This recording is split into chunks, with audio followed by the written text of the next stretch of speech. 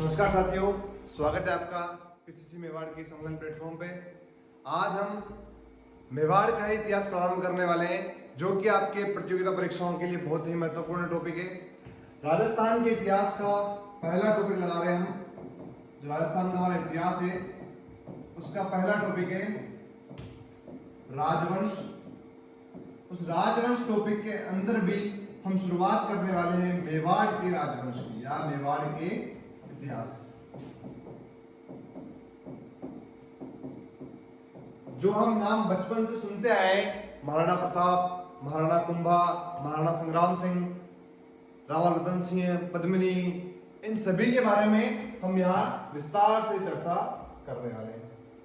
तो मेवाड़ के इतिहास का पहला पार्ट है ये, जिसमें मेवाड़ का प्रारंभ से चर्चा करेंगे उसकी। तो आपका टॉपिक है मेवाड़ का और बजरंगी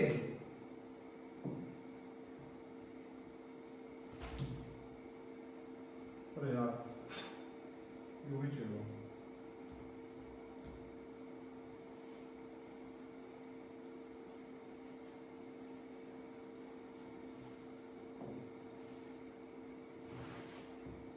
तो आज हम मेवाड़ के इतिहास के बारे में चर्चा करेंगे। किस तरह से रहा है मेवाड़ का इतिहास और किस तरह से चला है ये। तो साथियों, जो मेवाड़ का इतिहास है, जिनके बारे में हम पढ़ते आए हैं बचपन से, उन्हीं के बारे में आज हम पढ़ेंगे। जो मेवाड़ का प्रारंभिक इतिहास है, कहां से शुरू हुआ, कौन कौन से राजा महाराजा आए, किन्होंने क्या क्या किया, कहां उनसे युद्ध हुए, कहां बावड़ियां बनी, कहां क्या इनके शिलालेख मिले, इनका प्रारंभ से लेकर अंत तक हम चर्चा करने वाले हैं। हम प्रारंभ करेंगे, इसमें दो वंश हुए, मैं सबको बताया। पहला वंश था गुहिल राजवंश, गुहिल राजवंश। दूसरा था सिसोदिया राजवंश। हम दोनों के बारे में चर्चा करेंगे और दोनों में कौन कौन से राजा हुए हैं उन सभी के बारे में चर्चा करेंगे। यह वीडियो उन सभी साथियों के लिए जो किसी भी राजस्थान के संदर्भ में किसी भी कॉम्पिटिटिव एग्जाम्स की तैयारी कर रहे हैं, उन सभी के लिए एक बहुत ही महत्वपूर्ण टॉपिक है, क्योंकि हर एग्जाम में इस मेवाड़ राजवंश से एक ना एक प्रश्न या अन्यथा बहुत सारे प्रश्न आना संभव है। तो गुहिल राजवंश और सिसोदिया राजवंश की हम चर्चा करेंगे। हम स्टार्ट करेंगे गुहिलादित्य से।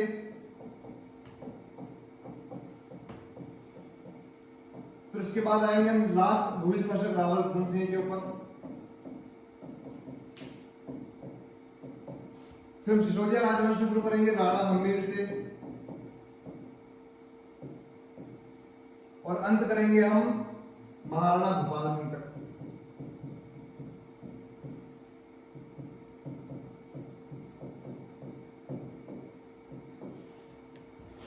तो इनके बीच में जितने भी राजा महाराजा आएंगे उन सभी को हमें पढ़ना पड़ेगा। और आज हम इस पहले चैप्टर के अंदर, पहली क्लास के अंदर, पहले शासक गुहिलादित्य के बारे में चर्चा करेंगे कि भाई कौन था, कैसा था, माता कौन थी, पिता कौन थी, कहाँ इसका जन्म हुआ, कैसे क्या हुआ, किस तरह से बड़े हुए और क्या इनका राजपाट चला है, उनके बारे में हम चर्चा करेंगे। तो अब प्रश्न पहला ये बनता है, सर गुहिलादित्य था कौन, इसकी माता कौन थी, इसके पिता कौन थे। तो इसकी माता का नाम था पुष्पावती। गुहिलादित्य की माता का नाम पुष्पावती था। पिता का नाम था शीलादित्य।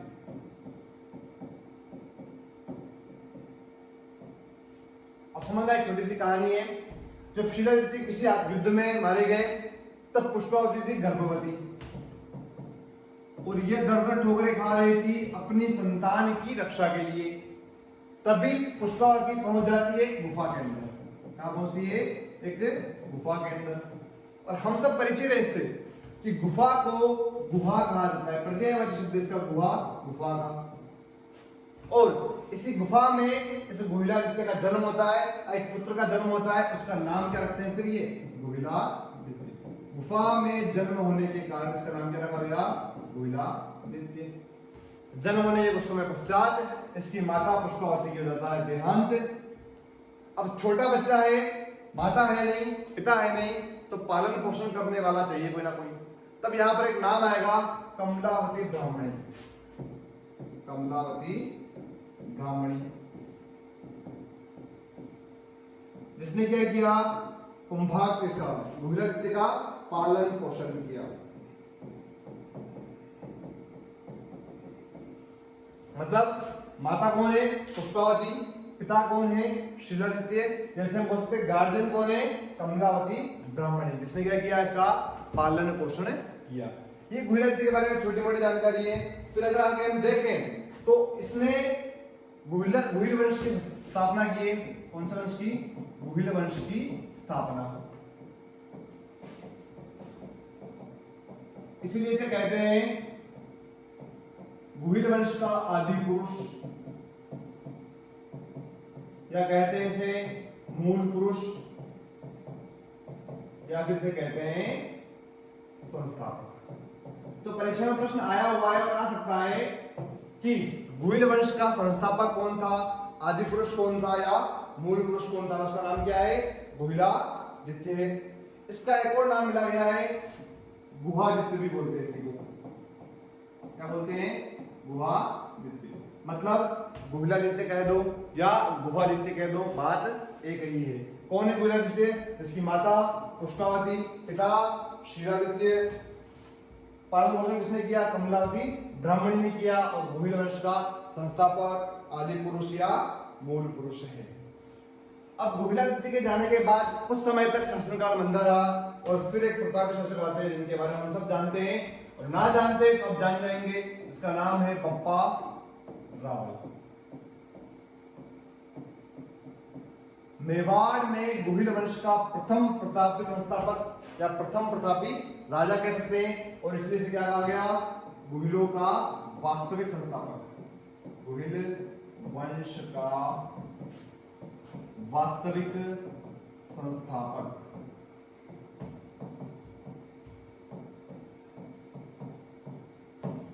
संस्थापक तो कौन है, गुहिलादित्य या गुहादित्य, और वास्तविक संस्थापक कौन है, बप्पा रावल।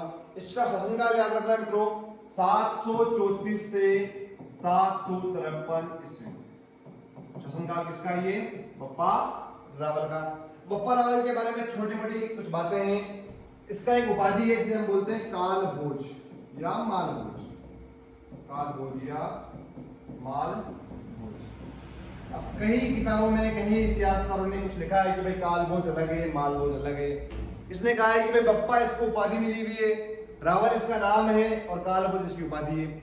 सबके अलग अलग मिथ है, सबकी अलग अलग कहानियां, इनके बारे में लिख लेंगे, चर्चा कर लेंगे उनके बारे में। लेकिन यहाँ एक छोटी सी कहानी आती है, उसके बारे में हम चर्चा करते हैं। बप्पा रावल का संबंध एक ऋषि से है जिसका नाम है हारित ऋषि।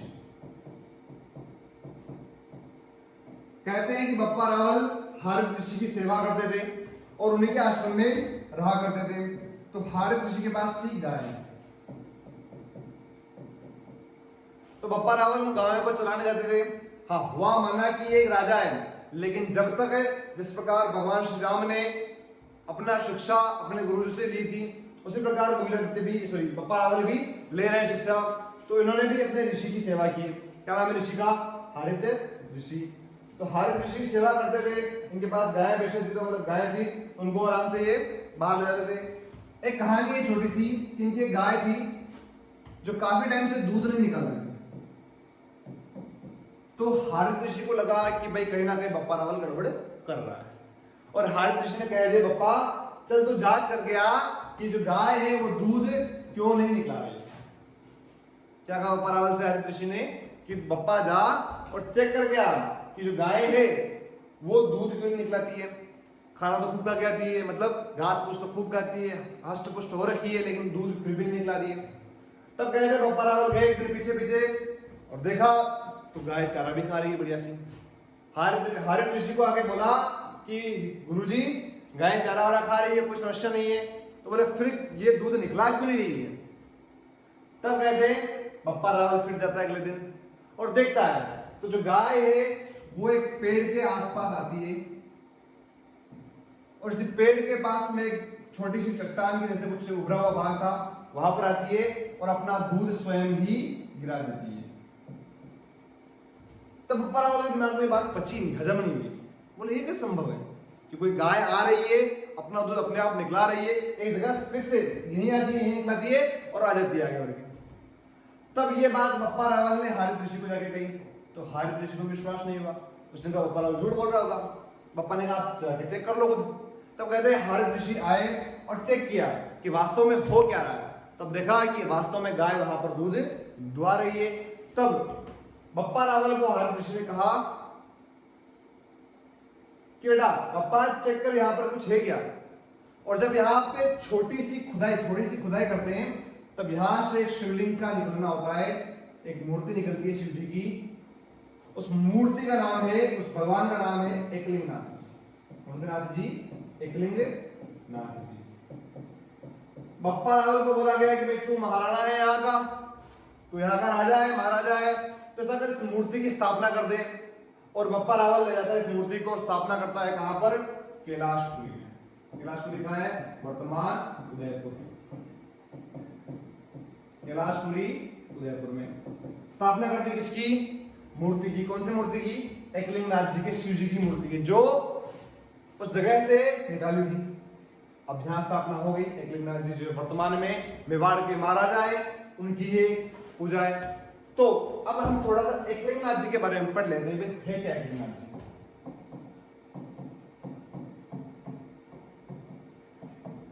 एकलिंग नाथ जी का मंदिर बना हुआ है कहां पर है? ये कैलाशपुरी, कहां है? उदयपुर में। अब देखना, कैलाशपुरी उदयपुर में एकलिंग नाथ जी का मंदिर बना हुआ है और इन्हीं को मेवाड़ के महाराजा बोलते हैं। कि मेवाड़ का वास्तविक राजा कौन है? एकलिंग नाथ जी। मेवाड़ का वास्तविक राजा कौन है? एकलिंग नाथ जी। मेवाड़ का वास्तविक राजा कौन है? एकलिंग नाथ जी। अब एकलिंग नाथ जी की मूर्ति स्थापना कर दी किसने? बप्पा रावल ने। और मेवाड़ का वास्तविक राजा बोल दिया। अब एकलिंग नाथ जी के यहाँ एक प्रथा है, इसको बोलते हैं आस्का मांगना। आस्का मांगना मतलब क्या है? कोई भी युद्ध हो, कोई भी अच्छा शुभ कार्य हो, तो मेवाड़ के महाराजा यहाँ आते हैं और यहाँ इनके धोख लगाकर, चरण स्पर्श कर फिर उस काम को पूरा करते हैं। जैसे अपने भी यहाँ कोई होता है, कोई इष्ट देवता होते हैं, उनके वहां जाते हैं, अपने कोई भी छोटी मोटी गाड़ी भी लेनी होती है, तो इष्ट देवता के पास जाएंगे, वहां पूजा पाठ करेंगे, उनसे आका पाती मांगेंगे अपन, और फिर क्या करेंगे? उस वाहन को अपने घर में लाएंगे। तो मेवाड़ के महाराणा जब भी किसी युद्ध पे जाना है, कोई शुभ कार्य है, तो उसमें किसकी अनुमति मांगते थे? पहले एकलिंग नाथ जी की। और उसकी प्रथा को क्या बोलते हैं हम? आस्का मांगना। परीक्षा में प्रश्न आया हुआ बेटा, मेवाड़ का वास्तविक राजा कौन है? ऑप्शन देगा आपको, हमीर राणा, हमीर, प्रताप, मालदेव, आपको देगा लाल सिंह राणा, कुछ भी इधर में XYZ वाला कुछ भी आपको ऑप्शन दे दिया। और फिर यहां पर दिया क्या? एकलिंग नाथ जी। अब बच्चों ने मेवाड़ का इतिहास पढ़ा है, लेकिन मेवाड़ के इतिहास में सबसे पहले इसी का नाम पढ़ा है, महाराणा प्रताप का। तो सारे गाने करेंगे महाराणा प्रताप। वास्तविक राजा मतलब क्या होगा? प्रतापी राजा होगा। राणा हमीर भी माना कि मेवाड़ के राजा है, लेकिन प्रतापी कौन है? महाराणा प्रताप है। तो महाराणा प्रताप पे टिक लगा के आएंगे और ये हो गया आपका गलत। सही जवाब क्या है इसका? एकलिंग नाथ जी। ध्यान रखें कि प्रश्न आपसे पूछ क्या रहा है, प्रश्न ने बताया क्या है, या फिर उसके बारे में थोड़ा हमें ध्यान होना चाहिए।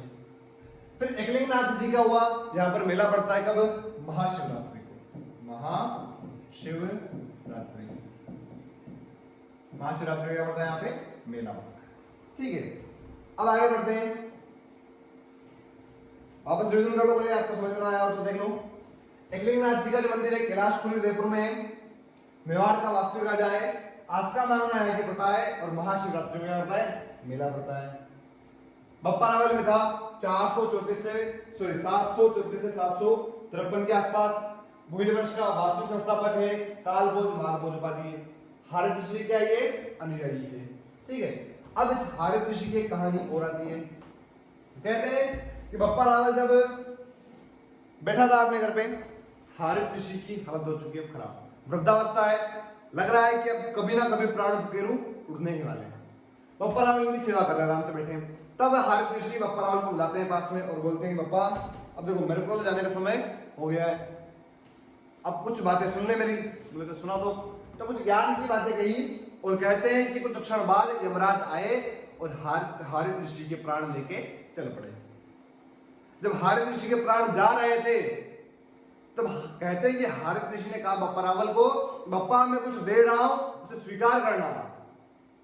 बप्पा रावल को लगा कि गुरुजी कुछ दे रहे हैं, मतलब हो सकता है साल भर में पंडित थे तो कुछ ना कुछ धन इकट्ठा किया होगा, उसको इकट्ठा करके रख रखा होगा कहीं ना कहीं, तो वहां से मैं ले लूंगा, मुझे कुछ दुर्ग की चाबियां है, फिर जो खजाना है उसका कोई नक्शा बता देंगे। पर वास्तव में ऐसा हुआ नहीं। जब हारित ऋषि ने कहा कि बेटा ले, तब कहते हैं कि हारित ऋषि ने बप्पा रावल के ऊपर से थूक मारा। क्या मारा? थूक। अब थूक जैसे मारा बप्पा रावल को आ गया गुस्सा और बप्पा रावल ने अपना मुंह हटा लिया। ये ऊपर से कोई थूक रहा है, सूंघ आती है, उसने अपना मुंह हटा लिया और कहते हैं वो थूक जाके कहां गिरा? इसके बप्पा रावल के पैर पर। कहां गिरा? पैर पर। जैसे पैर पे थूक गिरा तब कहते हैं हारित ऋषि ने कहा कि बेटा बप्पा अगर तू अपने मुंह को नहीं लाता तो तू इस थूक से क्या हो जाता? अजर अमर हो जाता। लेकिन चिंता मत कर, तूने मेरी इतनी सेवा की है और मेरा थूक तेरे पांव पर भी लगा है तो भी घबराने की बात नहीं है। तू जा और जहां पर तू अधिकार करेगा वो साम्राज्य तेरा होगा, वहां से तेरा पैर कोई हिला नहीं पाएगा। तो बप्पा रावल ने कहा इतनी बात बता दी गुरुजी, तो चलो ये भी बता दो कि भाई कहां जाऊं मैं और कहां पर अधिकार करूं। तो कहते हैं बप्पा रावल ने कहा कि हारित ऋषि ने कहा बप्पा रावल को कि तू जा कहां पे? चित्तौड़ जा। चित्तौड़ का शासक था उस समय मान मोरी। कौन था? मान मोरी। और इस मान मोरी को हरा दे और वहां का राजा बन जाएगा तू। तो कहते बप्पा रावल कुछ दिनों बाद गया और किस पे आक्रमण कर दिया?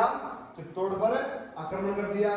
चित्तौड़ पे आक्रमण किया और चित्तौड़ को जीत लिया। किसने? बप्पा रावल ने।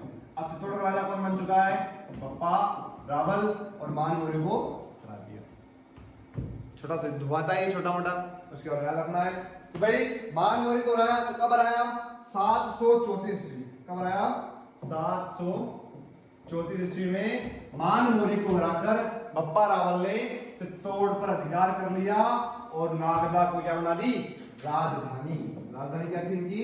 नागदा।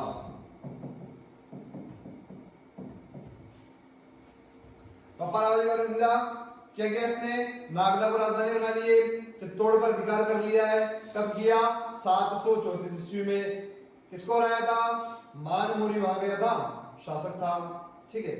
अब बप्पा फिर एक मंदिर का निर्माण करवाता है, इसे हम बोलते हैं सास बहू का मंदिर। क्या बोलते हैं? सास बहू का मंदिर। वर्तमान में सास बहू मंदिर नाम से फेमस है। इस मंदिर में क्या बप्पा रावल ने निर्माण करवा लिया। ठीक है।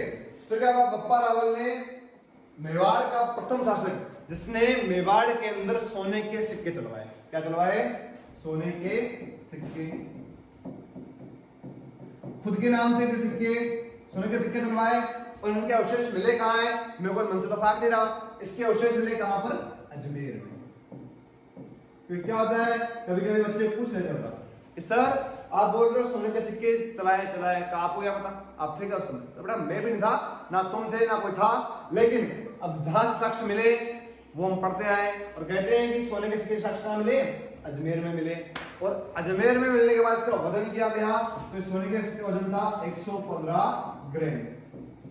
जैसे वर्तमान में हम सोने को तोले में मापते हैं, उसी तरह से पहले सोने को ग्रेड में मापा जाता है। एक मापांक भी है ग्रेड, इसका सोने का मापांक है। ठीक है। अब आगे देखो, कहते हैं कि बप्पा रावल का साम्राज्य खूब अच्छा फैला, खूब अच्छा प्रताप शासक था और ये लड़ते लड़ते कहां तक चला गया? पाकिस्तान तक। कहां तक गया ये? पाकिस्तान तक। और पाकिस्तान में एक जगह का नाम है रावलपिंडी। क्या नाम है? वर्तमान में रावलपिंडी नाम है इसका। कहते हैं रावलपिंडी का जो नाम है वो किसके नाम पे पड़ा है? बप्पा रावल के नाम पे पड़ा है। मतलब मेवाड़ का शासक पाकिस्तान के किसी एक रावलपिंडी जगह पर जाकर बैठ जाता है, वहां पर जाकर अधिकार कर लेता है। अब यहाँ पे एक शासक आएगा, सॉरी इतिहासकार आएगा श्री वैद्य। क्या नाम है? श्री वैद्य। कहते हैं बप्पा रावल जी, श्री वैद्य कहता है कि बप्पा की तुलना कर रहा है, फ्रांस का कमांडर था एक चार्ल्स मार्टिन। कौन था? Charles Martin.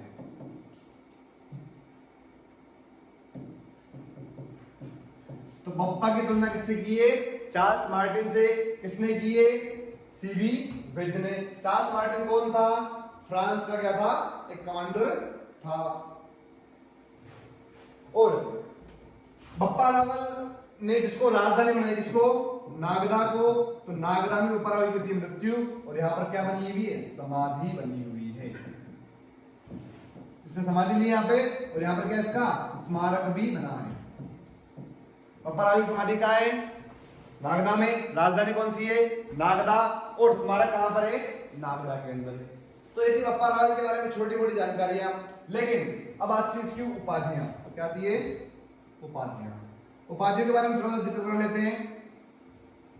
तो कुंभा की तरह बड़ी उपाधियां नहीं इसकी, लेकिन चर्चा कर लेते हैं छोटी मोटी। क्योंकि प्रताप में शासक हुआ है कुंभा, सॉरी बप्पा रावल, उसके बारे में देखते हैं। छोटी सी उपाधियां क्या क्या इसकी, तो लिखो हिंदुआ सूरज। क्या कहा गया इसे? हिंदुआ सूरज कहते हैं। अब हिंदुआ सूरज इसके लिए कहा गया है? मेवाड़ के महाराणाओं के लिए। मेवाड़ महाराणाओं के लिए क्या कहा गया है? हिंदुआ सूरज कहा गया है। और क्या कहा गया है? तो इसके लिए कहा गया है राजगुरु था ये, और एक इसकी उपाधि है चकव्वे। क्या उपाधि है? चकव्वे, राजगुरु। ऐसी कुछ उपाधियां हैं। 3 उपाधियां रखी है। पहली कौन सी है? हिंदुआ सूरज, दूसरी राजगुरु, और तीसरी कौन सी है? चकव्वे। ये 3 उपाधियां किसकी? बप्पा रावल की। अगर आपको उपाधियां ज्यादा पढ़ने का शौक है तो अगला जो अपना शासक आने वाला है कुछ समय बाद, बप्पा रावल के बाद ये नहीं आएगा, काफी टाइम लगेगा उसको। अभी सिसोदिया राजवंश में आएगा महाराणा कुंभा। उस कुंभे की उपाधियां बहुत है, 10-12 लिखाऊंगा मैं, वो पढ़ने ढंग से, उनसे बाहर कहीं प्रश्न नहीं जाएगा आपके। अगर आपको किसी भी एग्जाम्स की तैयारी करनी है तो इससे ज्यादा मैटर याद रखने की आपको आवश्यकता नहीं है। ये आपके लिए इनफ है किसी भी तैयारी के लिए। चाहे आप कांस्टेबल की कर रहे हैं, चाहे आप एसआई की कर रहे हैं, चाहे आप एएसआई की कर रहे हैं, या पटवारी रीट किसी की भी तैयारी कर रहे हैं, आपके लिए ये नॉलेज काफी है जिससे आपका सिलेक्शन हो सकता है। लेकिन ध्यान रखें इस चीज का कि जो लिखाया गया है, जो मैं समझा रहा हूं, जो मैं पढ़ा रहा हूं, उसे ढंग से पढ़े, थोड़ा समझते रहे। क्योंकि इतिहास से बिठा दूंगा तो समझ गया ना। ठीक है, अगला राजा आ जाएगा। बप्पा रावल का एंड खत्म। फिर राजा आता है अगला, जिसे हम प्यार से बोलते हैं आलू रावल। क्या बोलते हैं? आलू रावल। हम जिसको देख रहे हैं बप्पा रावल, आलू रावल, सारे क्या लगा रहे पीछे? रावल। और ये एक रावल है शाखा, हम पढ़ेंगे आगे। आलू रावल, इसका एक और नाम था अल्लट। अब इसकी कुछ छोटी मोटी बातें हैं, तुमको याद रखनी पड़ेगी आपको। आलू रावल का शासनकाल था 951 से 971 ईस्वी के आसपास। हो सकता है आपको कहीं बुक में एक आध साल आगे पीछे मिल जाए, अलग अलग किताबों में अलग अलग लिखा हुआ है, लेकिन एनसीईआरटी पैटर्न मानता है 951 से 971 ईस्वी तक है। ठीक है, आलू रावल से बनाने इसमें आ से क्या होता है? आलसी। अब आलसी है मतलब क्यों है आलसी? आलसी कौन होगा? जो क्या रखेगा? नौकर रखेगा। और नौकर से हो गया कौन सी प्रथा? नौकरशाही प्रथा या सामंतशाही प्रथा। पूछ ले आपसे कोई कि मेवाड़ में नौकरशाही या सामंतशाही प्रथा की स्थापना किसने की? शुरुआत किसने की? तो आलू रावल ने की। अब नौकर कौन रखेगा? कोई अपने घर में छोटी मोटी किसी की शादी होती है तो नौकर तो रखते नहीं अपने। लेकिन अगर मान लो कह दे भाई फ्रांस या ब्रिटेन से मैं अपनी पत्नी लेके आया हूं, फिर तो नौकर रखने पड़ेंगे। और सेम इसी के साथ हुआ है। राजस्थान कैसे गया? First international marriage. First international marriage Rajasthan की अगर फर्स्ट इंटरनेशनल मैरिज किसने की है? आलू रावल ने की है। किससे की है? तो हूण की एक राजकुमारी थी, हूण राजकुमारी हरिया देवी। क्या नाम है इसका? हरिया देवी। हूण राजकुमारी हरिया देवी से विवाह किसने किया है? आलू रावल या अल्लट ने। मेवाड़ का नहीं, राजस्थान का प्रथम इंटरनेशनल मैरिज किया है। क्लियर है? अब वापस बना रहे हैं, आज से वापस एक और बना रहा हूं मैं। आ से लिख रहा हूं मैं आहड़, क्या लिख रहा हूं? आहड़। क्यों? तो इसने क्या बनाई थी? आहड़ को राजधानी बनाई। बप्पा रावल ने बनाई थी इसको, नागदा को। अल्लूर ने किसने बनाई? आहड़ को, या आलू रावल ने आहड़ को। आलू रावल का आ से आहड़, और आ से ही आलसी। आलसी मतलब नौकरशाही प्रथा या सामंतशाही प्रथा। नौकर कौन रखेगा? जो विदेश से आएगा। मतलब राजस्थान की फर्स्ट इंटरनेशनल मैरिज किसने की? आलू रावल ने की। किससे की? हूण राजकुमारी थी हल्दिया देवी, उससे क्या किया इसने? विवाह किया। किसने किया? आलू रावल ने किया। अब इसके बाद छोटी मोटी बातें और हैं, जैसे इसने एक जगदम्बिका मंदिर बनवाया था। मंदिर जगत अंबिका मंदिर, जिसे बोलते हैं मेवाड़ का खजुराहो। जगत अंबिका मंदिर, इसे क्या बोलते हैं? मेवाड़ का खजुराहो।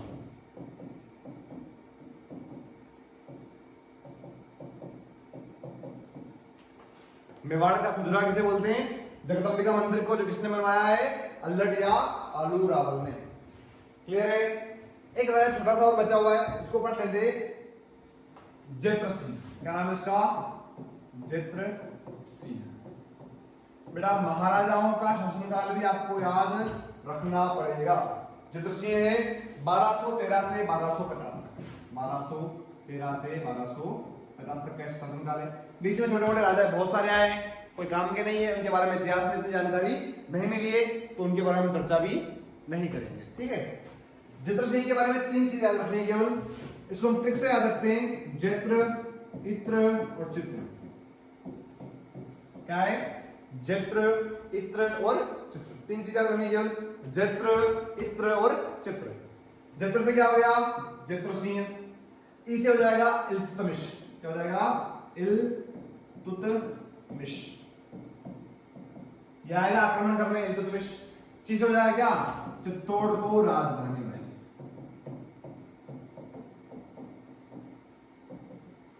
तीन चीजें हैं। जैत्र सिंह शासनकाल हुआ था 1213 से 1250 तक। क्या चाहिए? जैत्र, इत्र और चित्र से।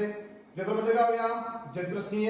इत्र मतलब इल्तुतमिश, और चित्र मतलब चित्तौड़गढ़ पर आक्रमण किया था। तो चित्तौड़गढ़ क्या बनाई? राजधानी बनाई थी। हुआ क्या? छोटा सा युद्ध हुआ था, किसका? इल्तुतमिश वर्सेस जैत्र सिंह। नाम है भूताला का युद्ध।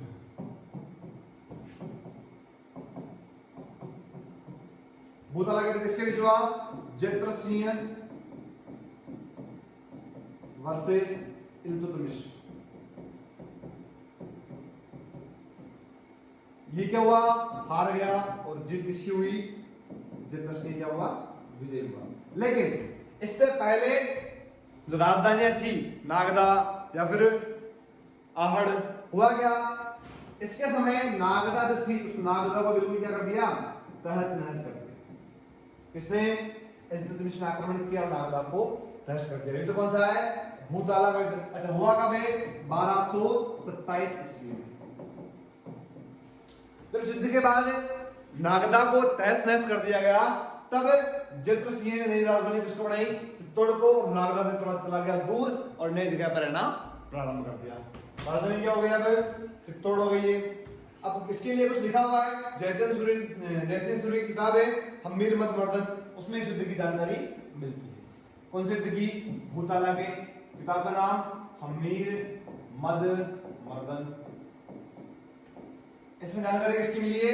भूताला के युद्ध की। और इस किताब को किसने लिखा है? जयसिंह सूरी ने। जयसिंह सूरी। इसमें लिखा गया है कि भूताला का युद्ध हुआ 1227 में जैत्र सिंह और इल्तुतमिश के बीच। इल्तुतमिश क्या हुआ? हार गया। और जैत्र सिंह क्या हुआ? जीत गया। ठीक है? चलो